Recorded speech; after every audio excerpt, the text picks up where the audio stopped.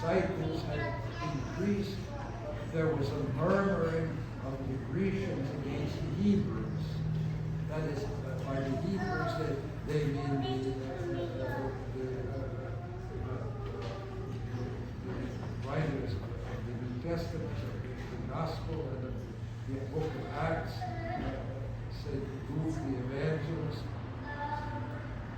mean not those of the Jewish religion, but those whose language was what was known as Hebrew, and that is Aramaic, the language of Christ and the apostles spoke.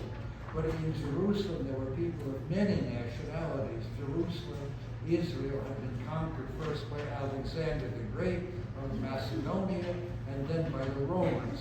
And so there were Romans, there were Greeks, there were Syrians, there were people of every nationality in Jerusalem. And as this is emphasized for us on the Feast of Pentecost, which is only a little more than a month away, there was a murmuring of the Grecians against the Hebrews, that they were treated, their elderly ladies, their widows were treated as second class. And therefore, the apostles, rather than being forced to wait on tables, because this was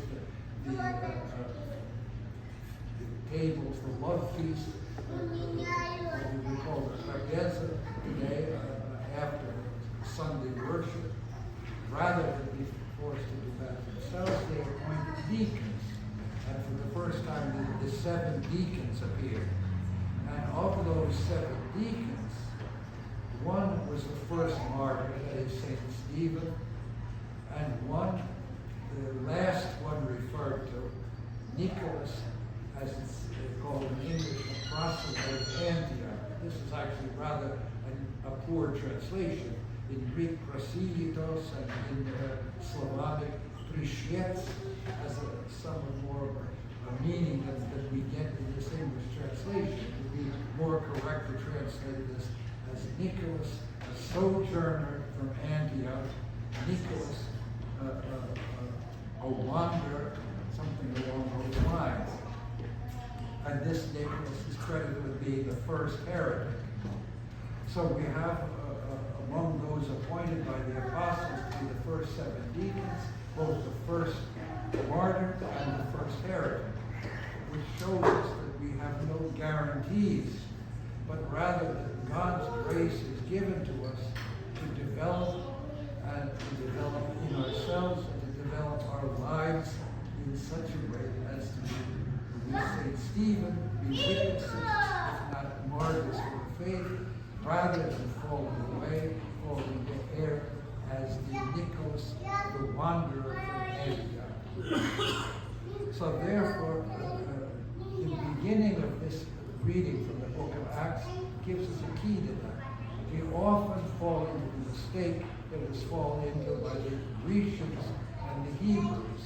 That is, placing nationality first and looking at the church in terms of the national identity, which often conceals for us the grace of God.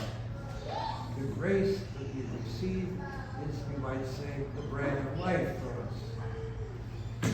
Bread can also be a cake. Bread can also be a paschal kulich. And a kulich, or a cake, usually has an icing on it.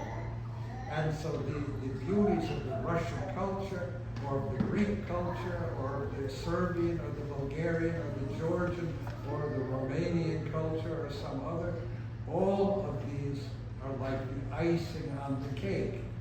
But a cake which is all icing does not bring us nourishment. So we are called upon to see the grace of God, to see the heavenly bread which is offered to us in the Holy Eucharist, and not to be misled in such a way that instead of following St. Stephen, we would follow Nicholas